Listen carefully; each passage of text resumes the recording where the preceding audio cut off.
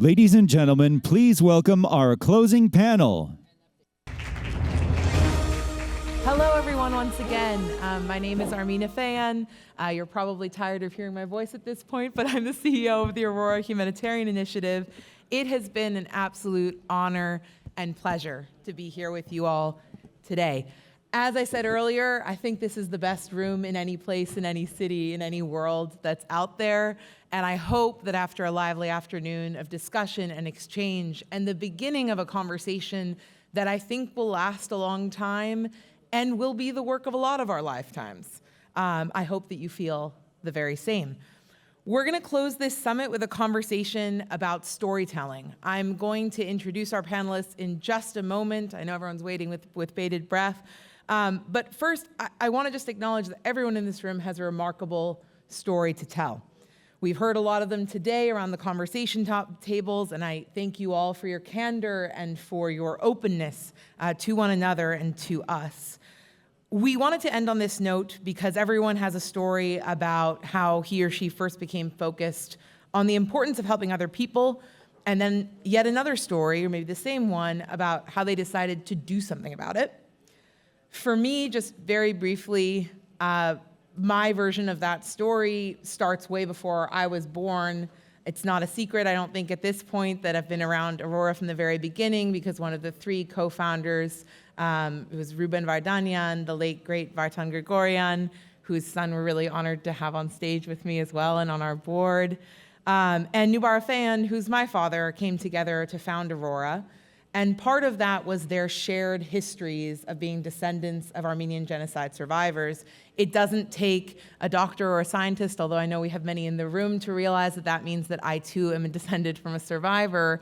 And I carry the name of a survivor, Armine Afeyan, who was my great aunt, and who lived alongside her brothers who were rescued from certain death by strangers 100 years ago, who I choose to do this work to recognize. I also recognize that I have immense privilege in my family. I'm the first in 100 years to move voluntarily rather than being forcibly displaced, and that's a privilege that many others don't have. Those are my stories for how I come at this. I come at it honestly, but we're fortunate to have a distinguished panel, as I said. They're gonna share their stories and, crucially, how they tell them. They're all standouts in their respective fields, so if you will allow me, I'm gonna embarrass you a bit before we get into the good stuff. We have with us Aloe Blacc. He's a genre-defying Grammy-nominated artist whose journey began with hip-hop at age 9 and expanded to soul and folk rock. He's a philanthropist, he's a biotech investor, he is a true polymath. Aloe's committed to using his voice to promote social change and healing through music. He describes his work as music meant to be the light. And at this point, I fear like I'm going into your remarks, but in dark times. He uses powerful lyrics to uplift and inspire. Last year, he debuted his original song, Shine, which was inspired by Aurora Humanitarians, many of whom we have in this room today. Dr. Raffi Gregorian, as I mentioned, the son of the late, great Raffi Gregorian, and so much more. Raffi is a retired U.S. diplomat and Navy intelligence officer with 25 years of service in conflict zones, especially in the Balkans, where he helped bring war criminals to justice. He led groundbreaking negotiations to unify Bosnia's armed forces and played a central role in the creation of the UN Office of Counterterrorism. He became its first director. He is a scholar and author. He's now writing a book on intergenerational trauma and its influence on justice and accountability, and it is my true privilege to have him on my board. Finally, John Prendergast. He's a renowned human rights activist and the best-selling author of 11 books. I told you I was going to embarrass you. He's the co-founder of the Enough Project to Prevent Genocide, the Sentry with George Clooney, which focuses on exposing the financial networks behind conflict and atrocities. John has served in the White House, the State Department, and multiple international organizations. He has always been focused on peace, justice, and anti-corruption, and I have to embarrass him one more time. He was, and still is, an absolute hero of mine growing up, and so it's surreal to be sharing the stage. In his spare time, he serves on Aurora's selection committee. So, Aloe, I'm going to start with you. Yes.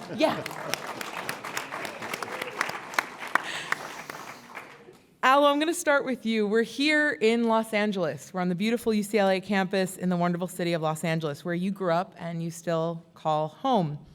When we began planning the summit, we were in the throes of the devastating wildfires that were still spreading across Southern California at the time. We were in touch with you and your team, and your efforts and activism have so far raised, I have more than 10 million for wildfire relief, which is incredible.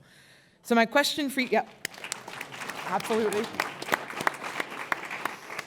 My question for you is, when and why did you decide to use your profile and music to make a difference for people displaced by the fires? Well, thank you so much for having me here today, and thank you to all the humanitarians who are doing the work to support people in need. Thank you. I recognize that I have so many opportunities to be in front of wide audiences, and the cameras always want to come to the celebrity, and I tried very hard to not be a celebrity, really hard. But when it comes time for someone to stand up and to speak for the most vulnerable, I feel like I have an opportunity to do that. And it's not just me speaking for the most vulnerable, there are other leaders in the community.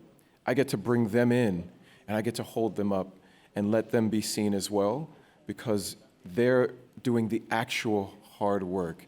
It makes me blush, although you can't see it because of my skin tone, when Armine says she'll start with me and you clap, and I think I've done nothing. We all have this vibrating thing that happens in our throat. I just do it a different way. It's not any more special, but the real special work that's being done are the folks who are doing the immediate relief work for fire survivors, working with them to intake their information and get them the funding from federal grants, to get them housing, to get them money just to buy food for the day. You know, that's the real humanitarian work. I'm just lucky that I get a chance to use my voice when the cameras come around, because they know a couple of songs, and then I get to point the cameras at the real heroes. And you know, when I wrote Shine, that was my intention, is to point the cameras and the attention at the real heroes. That's wonderful. Thank you for that, Aloe.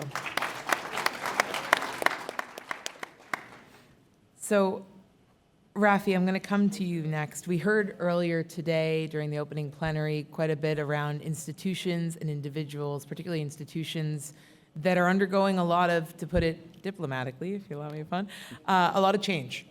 And so you devoted your career to public service. You had roles at the US State Department, NATO, and the United Nations. You worked to make these large institutions more responsive and more effective in addressing conflict and instability. Many of the humanitarians in Aurora's network live and work in conflict zones, inherent to a lot of the work that they do. And as you reflect on your work over the years, how has your service in these big institutions informed how you think about Aurora and organizations like it that emphasize the power of an individual to affect change? So again, drawing on that individual institutions theme. Yeah, thank you, Armine, and thank you to the luminaries and the humanitarians who are here, because you are the real heroes, and you're why Aurora exists. You know, I was fortunate to start my diplomatic career in the 1990s, which may sound weird, but it was at a moment when the international community was organizing itself and began to intervene in to stop and reverse acts of atrocity. Came too late in Bosnia, but eventually showed up. Rwanda came too late, but in Kosovo they showed up on time, and in other places they showed up on time. And there was certainly, when you work in that kind of environment, you feel like you're part of being saviors of people who are at risk or actual victims. But what I've come to learn in that same period of time, and certainly the way things have developed in the last decade in particular, you know, it doesn't always work out that way. And well, the thing that really struck me about listening to the humanitarians this morning is no one's coming to save you, and you know that. and you do what you do anyway, without any expectation that someone is going to save you. You go out and you help your neighbors, you help your community, or you help strangers. I think that's astonishing. I think I could understand if you knew people were coming to save you, and if you act now, you can be part of that and then get out, or you'll be rescued. But you do it even though you know you're not. That's mind-blowing. And I've seen it in my own context in the Balkans. I'll just mention one name, Natasha Kandic. She headed the Humanitarian Law Center in Belgrade. In a regime that had total control under Slobodan Milosevic, she risked everything to document what her own country was doing in its neighboring countries to commit genocide and ethnic cleansing. Did a great personal risk. She exposed things through videotapes that she found, through documents that were handed to her. It could prove to be instrumental in affecting government change, and then, of course, in holding people accountable later on when Milosevic fell from power. I think that reminds me so much of the laureates here who we celebrate, but also the rest of you here as well. The other thing that I've noticed is that I had a sense when I first started to work for the United Nations that when the United Nations would engage with civil society, which is a big part of what it does, there was a feeling, it's very easy to get the feeling that we are making civil society legitimate by the United Nations engaging with civil society. In fact, it's the other way around. Mm-hmm. Civil society, by engaging with the United Nations, gives the United Nations legitimacy, especially today in this post-truth society in which we're living, in which the social contract is under assault, and institutions are being questioned across the board, not just the United Nations. The last thing that I've observed is how the role of the individual coming together with others in a peer network is so powerful. I saw it with the Victims of Terrorism program that the United Nations has. I've also seen it here with humanitarians. And that's why I'm so happy about this particular summit and trying to initiate or cultivate a community of humanitarians that hopefully, as our chair noted earlier, can grow into an ecosystem. Thank you for that. So John, now over to you. You're well known for your reporting on humanitarian crises and atrocities in Africa, diplomatic efforts on peace processes, and working with both governments and in the nonprofit world to channel your expertise and empathy into meaningful change on the continent. You've also been a mentor to 11 boys, many of them now men, from disadvantaged backgrounds. What was your catalyst for your humanitarianism and activism? And what have you learned about what motivates you as you've walked these two parallel paths, locally and globally? Well, thanks, Armine. And let me just say that you're a hero of mine, too. Stop. Please, give the lady her due. So some of you probably saw the movie The Godfather. Michael Corleone is out there. He sees his future wife for the first time, and he's hit by this, what he called the thunderbolt. I got hit by my thunderbolt. It was not for a spouse. It was for public service. I got hit twice in the same year, 1983. I was 20 years old. And the first thunderbolt, I saw footage of the famine that was beginning to unfold in Ethiopia at the time, 1983. A one-armed, incredible video journalist had snuck into the rebel-held areas in Ethiopia, and he took some of this footage and ferreted it out for the world to see, and it just blew me away. I felt utterly compelled to go and understand how and why such operatic human suffering could occur. I just had no frame of reference for it in my sort of upbringing. I had enough money at the time for a one-way ticket, so I got a one-way ticket. A long story, and I ended up in Somalia, where the Ethiopian refugees were pouring into at the time. And at the time, the United States was pouring money into a dictatorship there and they were bombing their own citizens in the northern part of the country, and it turned my thinking upside down. I thought the United States force for good. I'd gotten all the, the usual propaganda drilled into me in my Midwestern upbringing. And so I resolved at the time to go back to the United States and fight my own government's policies in support of fundamental human rights. 40 years later, here we are. I'm still rolling that rock up that hill, but it's certainly worth it. The second thunderbolt hit me later in 1983.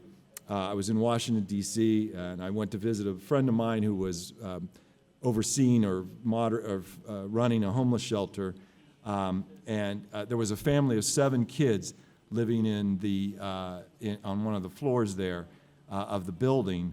They were living out of hefty trash bags, moving from shelter to shelter. There was some policy the D.C. government had. You had to move out every 2 weeks, sort of motivating people to get a job or some crazy thing. And so, 2 of the kids came into the room that me and my buddy were sitting in, Michael and James, and we started playing, trash can basketball, and I was talking to them, and I found out they don't know how to read. They're 7 years old, 6 years old. They don't know how to read. They're not in school. So, boom, the thunderbolt hits me in the heart, and I'm like, I got to do something about this. And so, they became my little brothers, and we eventually enrolled them in the Big Brother, Big Sister program. And so over the 40 years after that, I've had 9 other ones, so 11 total of these little mentees that have been part of my family, really. 2 of them graduated from college. 4, sadly, were shot to death in different situations in Philadelphia and D.C., and pulled back into the situations in their neighborhoods, including James, who was killed right in front of his mom and right in front of the doorstep of their house. And Michael, James's brother, one of the 2 kids that I met initially, has had an absolutely incredible life, ups and downs of epic proportions. He's now the father of 5 boys. Amazing family man.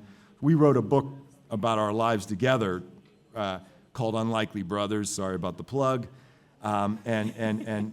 These days Michael goes into prisons and he speaks to the residents there about the power of mentorship and the difference that you can make in any one of us can make in another person's life.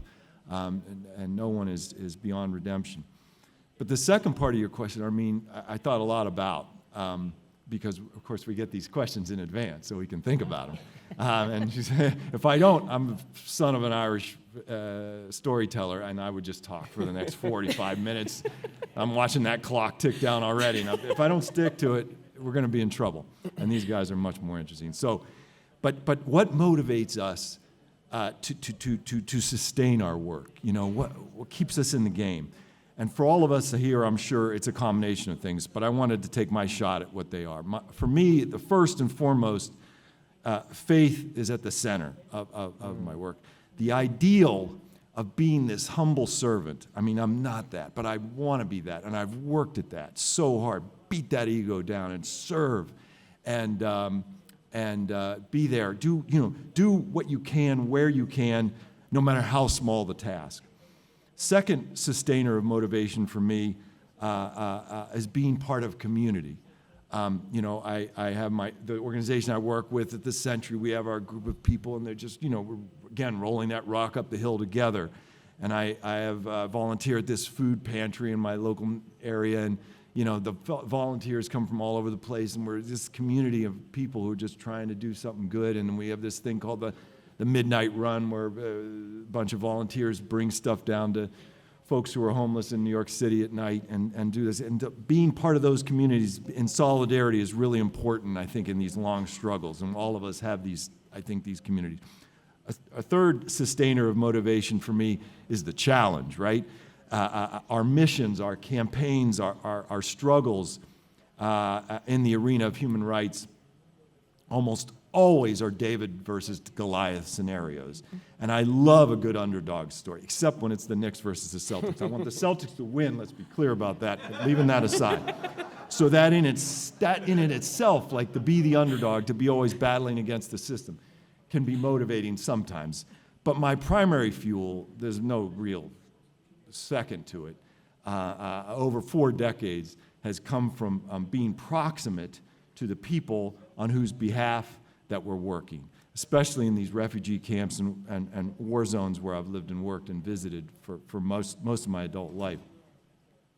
I met Amina on the border of Chad and Darfur at some time ago in a refugee camp. And she told me her devastating family story over an entire afternoon, and we really bonded. And at the end of our meeting, she looked at me with blazing eyes, and she said, now that you know, you must do something. Mm-hmm.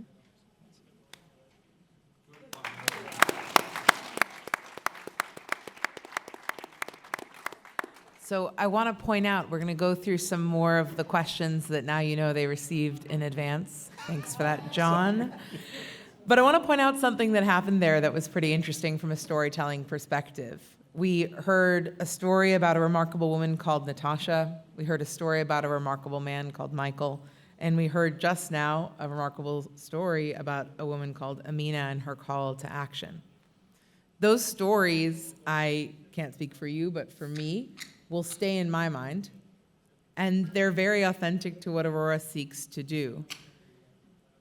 Our sensibilities would have us turn away when things feel overwhelming, and they certainly can these days. And I don't want to speak for everyone in the room, but following the news media or even just in our day-to-day lives, even those of us who are engaged in this work day-to-day, it can be oversaturating.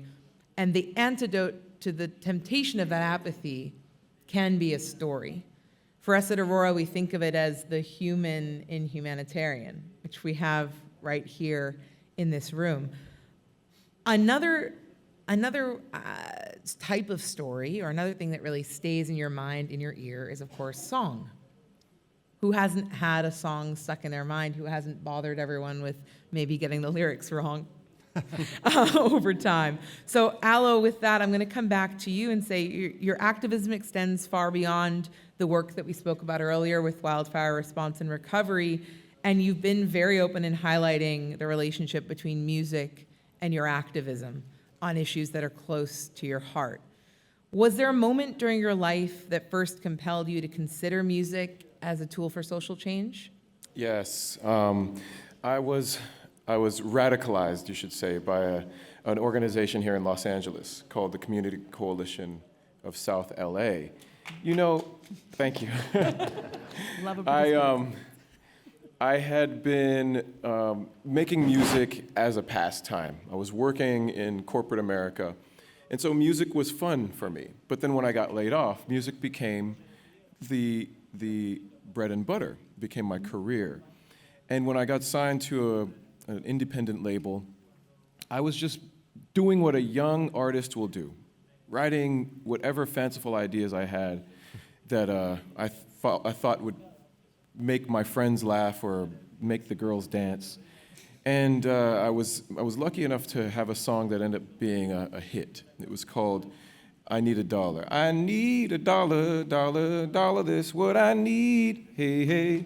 And it became a big, massive hit all over the world. And at that point, corporations started asking to borrow my celebrity. We want your face on our commercial. We want your voice in our ads. And I was approached by a brand, a liquor brand, and I don't drink alcohol at all, but it was my dad's favorite gin, so I figured, well, I can make him happy, I'll make some money. So they put my face all over billboards in Los Angeles. And I was super excited. It's the first time I'd ever started to taste what celebrity was like. And I got a phone call from a woman named Lucerna Castro from the Community Coalition of Los Angeles. And she said, hey, Aloe, we see your billboards all over LA. And I thought, don't I look good? It's nice, right? And she said, you know, we've been spending the last 2 years working really hard to reduce the number of liquor stores in the inner city. And the work that you're doing is counter to the work that we're doing. And she invited me to the Community Coalition to understand the impact of my visibility and my representation for the community. And that's when I began to really understand, okay, I have a responsibility that's bigger than I am aware. And I need to start using my voice, my lyrics, my presence, and my intention for the people. That was really an important moment for me. It really did transform the way that I saw how to move through the music business, and I was lucky that I got more and more opportunities coming inbound to be present to that, and then to use my voice in that way. And so going forward, almost every music video that I would make would be a music video in service of some social good, some activation, some nonprofit organization that wanted to deliver messaging, and I would take the money from the record label and use it to create this public service announcement. And it's been the way that I've walked my career since. Yeah.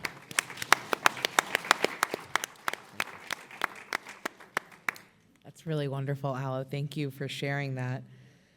Raffi, I'm coming back to you now. Your late father, who I mentioned a couple times up front, another one of my heroes, Vartan is one of the co-founders of Aurora, and the organization is part of his living legacy, which is a great honor and responsibility of ours. As you think about the directions your life and career have taken, and you're in a kind of moment of inflection and reflection, as we've been talking about, what role has your father, his legacy, played in your decisions and shaping your worldview? Yeah, it'd be very hard to draw a straight line from capturing war criminals and terrorists to something my father taught me. But I learned a lot by observing my father about how he treated people. So, for example, when he arrived at the New York Public Library, he gathered the librarians and referred to them as my fellow educators. He talked to everyone who worked in the building, from the janitors to his senior staff. He knew all of them. He knew their stories. He befriended the doorman in the hotel across the street from Carnegie Corporation. He helped get his kid into college. He never told me about these things. I learned about them and I observed them, and I can remember not long before he died, he was giving me more advice on how to do my job as a diplomat. And I told him it did occur to me that I would do what he had just told me to do. It doesn't even matter what it was. But he said, "Really?" And I said, "Yeah, where do you think I get this stuff from? I've been watching you," at that point, "for 57 years. And he was astonished. Like, he had no idea that he'd been modeling for me. Yeah. But where did he get those things from? I couldn't trace the story for you directly, but history was very important. He was a history professor, among other things. He instilled in me a love of history, but also the importance of history in doing diplomacy. You have to know what happened before in order to understand what's going on now, and that should inform your decisions about it, because for the obvious reasons. I also know that his favorite book was The Count of Monte Cristo, which gives you some sense of what justice and vengeance and revenge and so on is about. But then there was this weird blind spot in him about the history of his own family. So he writes about it in his book, The Road to Home. There's no mention of 7 members of his mother's family. And I asked him multiple times growing up, I said, "Did we lose anyone in the genocide?" "No." "Yes, we did. We did." And it's astonishing to me that he had this, I don't know if it's dissociation or what, or just, he never processed that.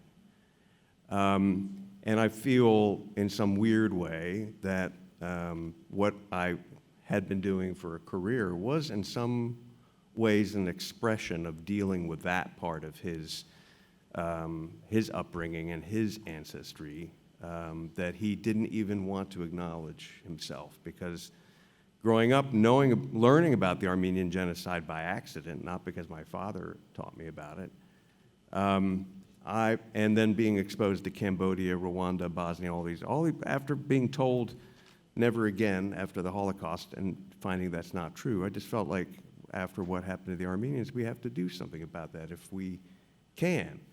So I think in that way, I actually expressed something that my father was unable to talk about.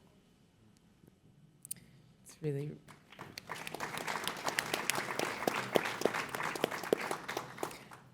And it's certainly special to reflect on the stories you were told and then start to weave them into your own as you go on this journey.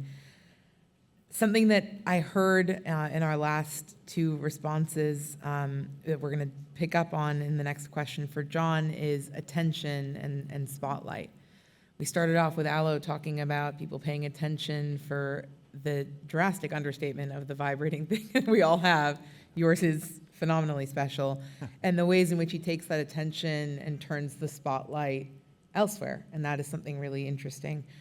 Raffi, your story about Vartan and my fellow educators is so characteristic of how I remember Vartan to be, but it's another example of someone who rightfully, based on his accolades, his experience, and his incredible depth of knowledge, if you know a lot of stories, you're going to surface the best ones, the attention that he placed on those individuals and showing the value there in a different way than maybe most would. So, John, with that, I turn to you to say, we're living in an era in which attention is power. You've spent a lot of time considering how to effectively mobilize activists, how to get ordinary people's attention about suffering in Sudan, DRC, Somalia, and elsewhere, to press for policy change. And I'll note, these are not places where it's easy to sustain attention, as we see all too often. As you survey the world as it is in 2025, no small feat, what advice do you have for the participants in this summit on how to capture attention? Everyone here has a story to tell about their efforts to affect change. How can they leverage those stories toward building support for local humanitarians and elevating local voices and shaping the future of humanitarian response and defense of human rights? I've been really fortunate in my life to have actually witnessed change, to know it's possible. I've been a very, very small part, and many of you probably as well, of multiple social movements that have helped alter the trajectory of crisis-torn nations in varying ways. And there are local elements and there are global elements to these movements. So I'm going to focus on more of the global. But for example, what we heard from Lema this morning, I mean, the local elements are equally important. They often don't get the kind of attention that some of the global ones do. But first movement I'd highlight is I got arrested, I marched, I boycotted companies, all as part of this global anti-apartheid movement, right, in the 80s and early 90s regarding South Africa and the system of codified racial discrimination called apartheid.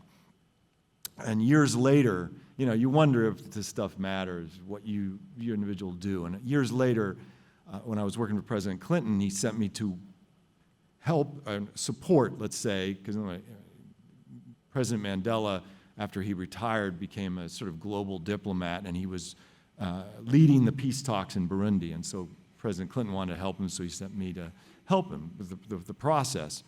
And we, had lots of downtime, and there were a couple of times where he spent a lot of time talking about how when he was in Robben Island, and there were, long stretches where hope seemed lost.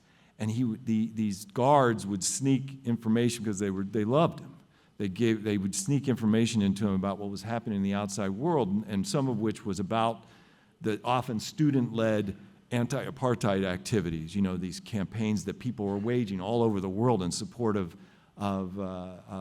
change in South Africa. And he told me that he derived so much hope from this, and he had helped sustain him during the long years that he was in confinement. So you never know, like, the ripple effects of what we end up spending our time doing, what impact it might have. It may just be unmeasurable or unseen. A second example, social movement that I was fortunate enough to be a part of, was the activist efforts that were in response to these wars in West Africa that were in part driven by blood diamonds. Again, Lema referenced it this morning and talked about the local components of the efforts to change things in Liberia, but there was also this global movement to try to stop buying these diamonds that were so connected to horrific human rights abuses in Sierra Leone and Liberia and in Angola. And this movement, along with the local efforts, helped end 3 major wars in West Africa. I mean, it's a massive impact on people's lives. A third example of a movement, it's an interesting one, very, very controversial in some eyes, but there was many of you have heard of the Lord's Resistance Army in Uganda. At one point in the 90s, it had the highest rate in northern Uganda, the highest rate of forcible child soldiers recruitment in the world. 40,000 kids had been impounded into this LRA militia. And young people in this country here in the United States began to campaign on this issue, and it rolled through campuses and through even high school students like wildfire. It was quite a cause célèbre for a while, and there were other groups like ours who were sort of trying to harness these kids to go in a direction that was somewhat helpful in terms of changing policy. And policy change, like I went into Secretary Clinton when she was senator, a number of other senators and congresspeople, and the first thing they tell you is, oh, my daughter or my granddaughter or their cousin or whatever has been harassing me about what am I going to do, that person, that politician, are going to do about what's going on in Central Africa. And so the policy change created quite an effort to try to bring an end to this militia, and largely did. So literally a third of northern Uganda, or the third of the country of Uganda, was displaced in the north, and those people are all home again, are back home now. And I mean, these are enormous achievements that social justice movements can help bring about. I could go on and on about these things. That's just activism regarding human rights in Africa. There's so many more stories that you're all a part of successful campaigns globally. And they all start, again, that David versus Goliath story. I mean, they're all led, these campaigns are all led by human rights defenders on the front lines in those countries, the kind of upstanders that Aurora has highlighted and supported so effectively, and why I'm so drawn to Aurora to be part of it. Everyone in this room has likely participated in some kind of social movement, so you have derived your own lessons, from these experiences, some of them negative lessons. But I'd like to submit a few of my own that I personally have learned from being part of these things. The first lesson is to be part of a team, a coalition, a movement. People you say all the time to, my voice doesn't matter. Well, that's true if it's your voice alone, but your voice as part of a larger effort, a larger campaign, a larger movement, one voice matters a great deal. And I've always loved that line from a poem written long ago. I don't know who wrote it. They tried to bury us, but didn't know we were seeds. Second lesson I'd share with you is prioritize innovation. Don't be afraid to experiment, to try and fail. I think about Nubar. He founds Moderna, and they come up with the vaccine for COVID. He probably saved millions of lives. But I don't know anything about science, but I will bet you that success was preceded by incredible failure. Over and over again, try this, try this, try this, try this, boom. So that same is true in human rights advocacy and humanitarianism. Third lesson is build hope along the way. Highlight some of the positive stories, the bright spots amidst the difficulties. Celebrate the small victories, the interim steps. Don't be Dr. Doom all the time, even though the situation does seem bleak. Fourth lesson is find the human face. We're going to hear from Nick Kristof tomorrow morning. Some of you, he's the master of the story, the 800-word story that gets you to care about something, because he focuses on one person.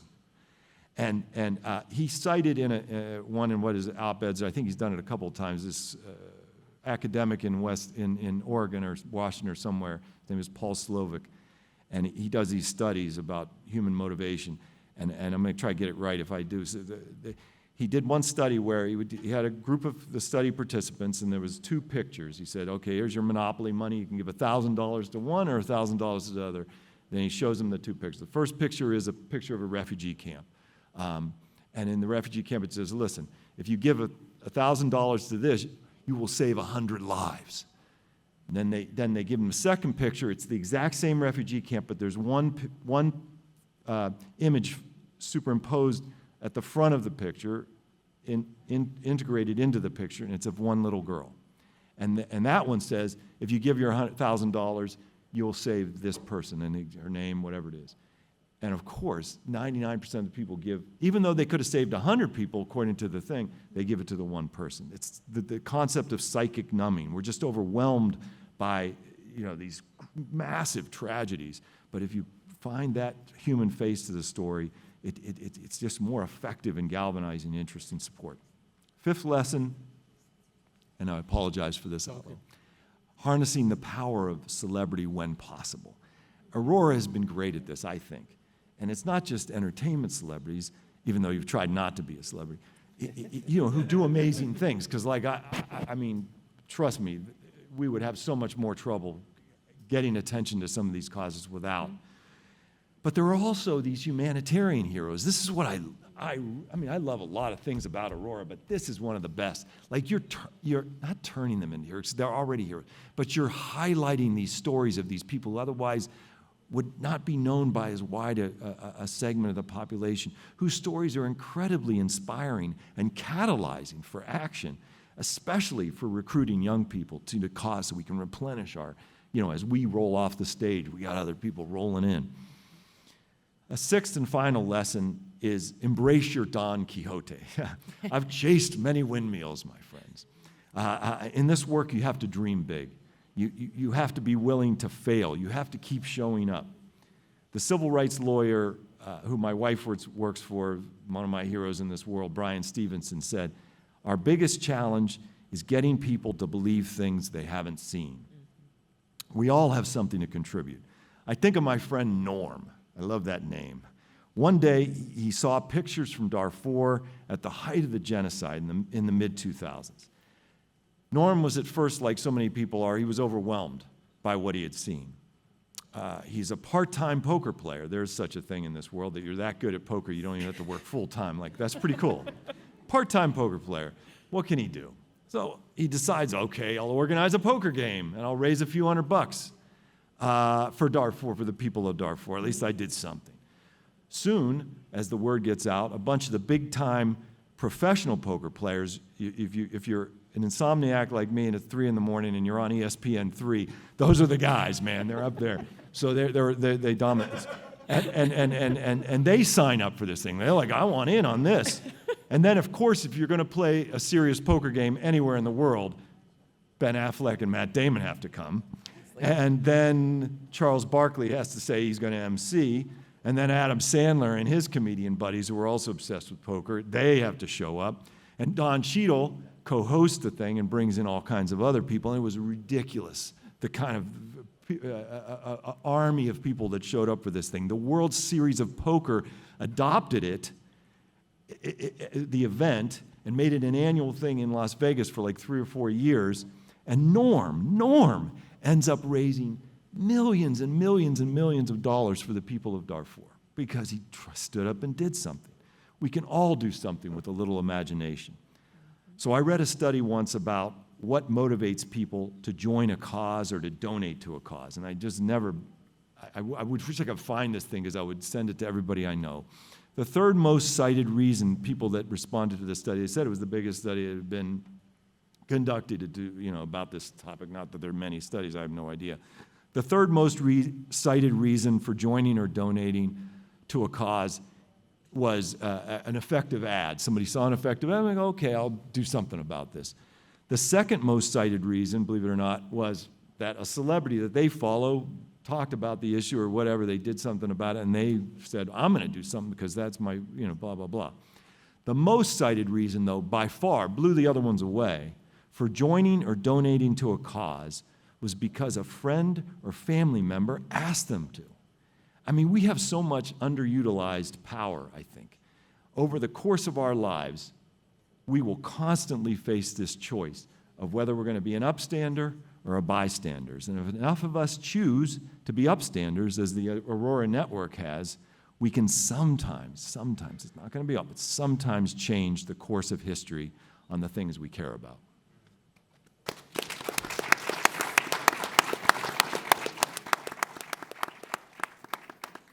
Hear, hear to everything above.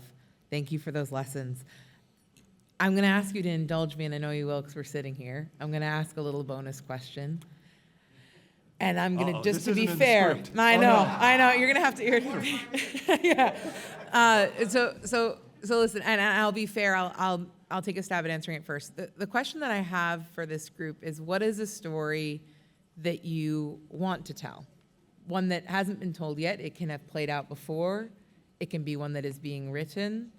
I'll put one forward, which is a story that I want to tell, that I want to be a part of telling, is one in which, just to bring us back to where we started earlier today, the sentiment in this room that humanitarians are the very best of humanity is the sentiment that is adopted outside of this room and is universally accepted as truth. Now, that is Don Quixote incarnate. I understand that. I understand it will be the work of my lifetime. I understand it will be the work of many people's lifetimes and many, many more beyond that. And we may never get there. But it's a story for me, and again, to come back to where I started and kind of my story, how I came to this work, that begins with the woman I'm named for, Armine Afeyan, who was a survivor of the genocide, and something that she passed on. She shared a room with my father, Nubar, for 20 years, and something she passed on to him was, we win. We win, we have to win. The way that we win is by getting educated. The way that we win is by being kind and giving back. But we win when you're a descendant of that sort of atrocity. I blame her for my nasty competitive streak, go Celtics.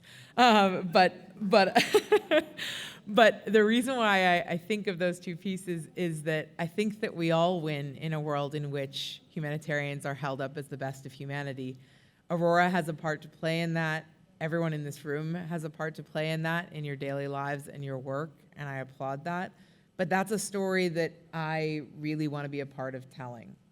So that's my brief answer there. Again, it can be a story that is out there that you want to share, we haven't had time for, or it can be a story that you want to tell into the future. But I'd love to hear from each of you, and I will give you the freedom of choice of who goes first. I'll grant you that. I'll start. I think the story that I would like to tell, since John evoked the name of Madiba, Nelson Mandela, that the story of unconditional love, the story of peace and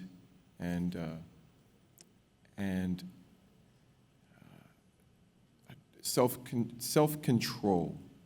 He was so intentional about making sure that peace reigned in South Africa, that he showed no vengeance to his oppressors, to his captors. And that is a very special, it takes a very special kind of person. It's a very special story that I'd like to write as a song and tell. And I think it means a lot in this time as we look around the world at oppressed peoples and their oppressors, and the possibility of union, the possibility of peace, the possibility of unconditional love.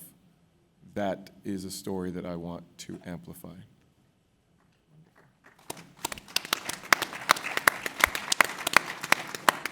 That's awesome.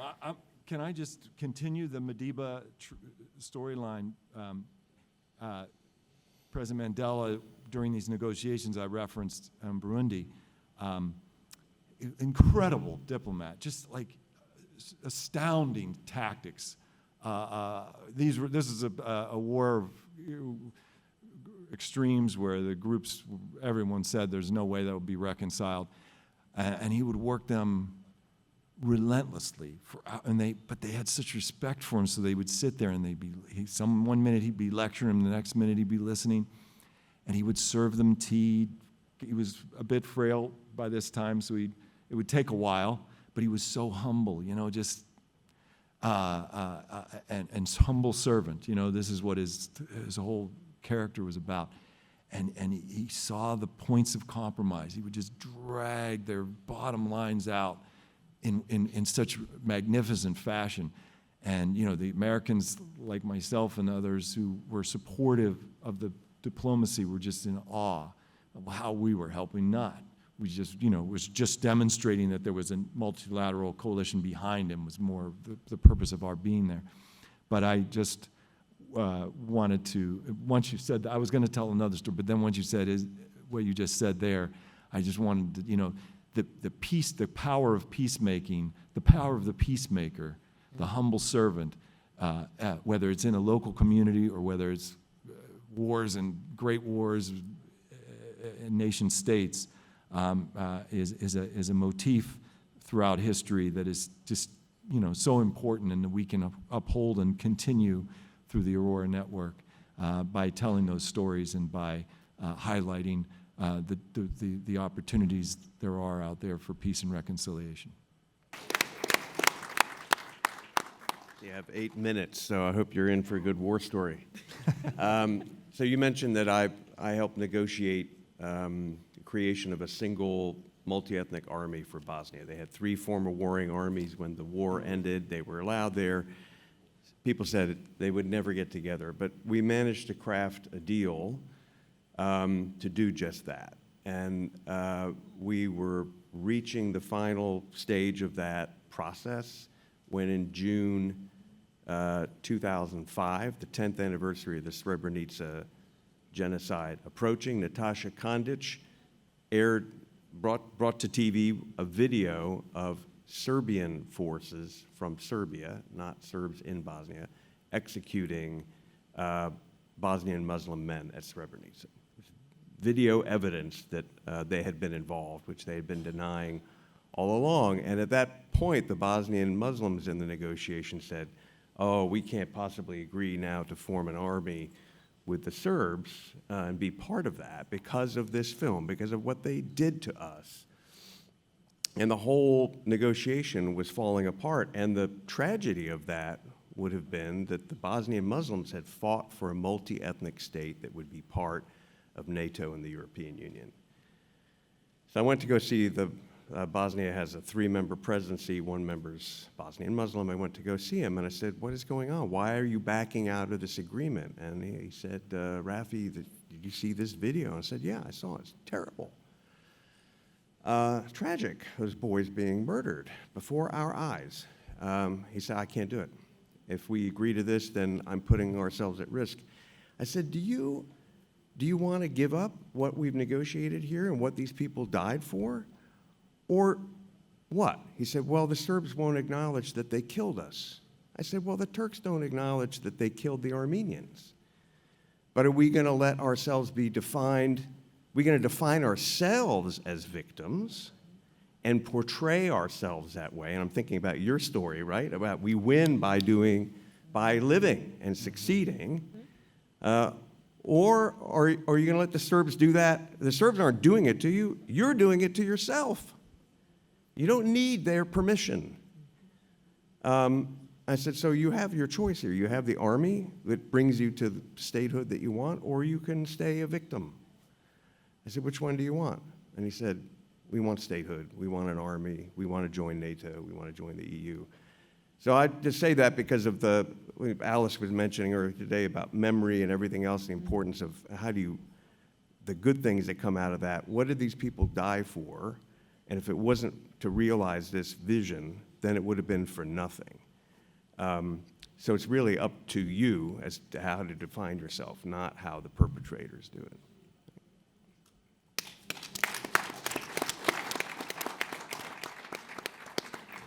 All right, I'm going to attempt to round us out here. We heard a lot of different ways to tell stories. We heard a lot of different stories. I think what's very clear is that there's no one way that is better. Perhaps there are ways that are more effective than others. There's no one way that is better. What is key is authenticity, and what is key is specificity.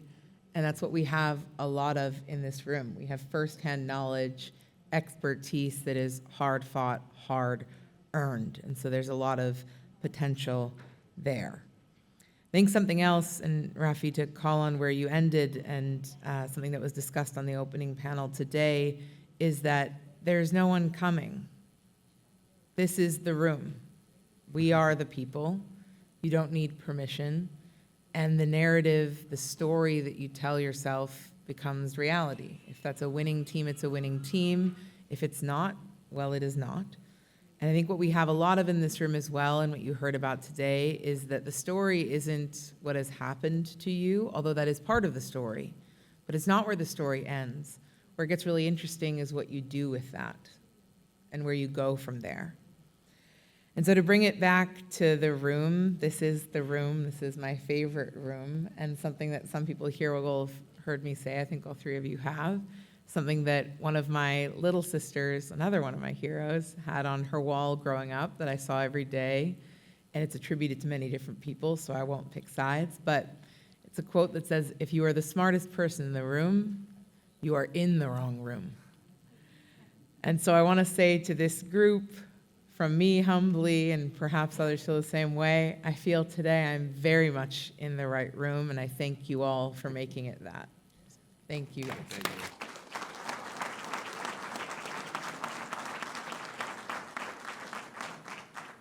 That's great. In the darkness of despair, where your fears grow deep inside, and no one seems to care, and all your hope has nearly died, well, I believe in you, and I know that you will shine, to show us the way you will shine, to show it's okay you will shine, forever and ever and ever and evermore, and for all of us, for all of us, for all of us, you will.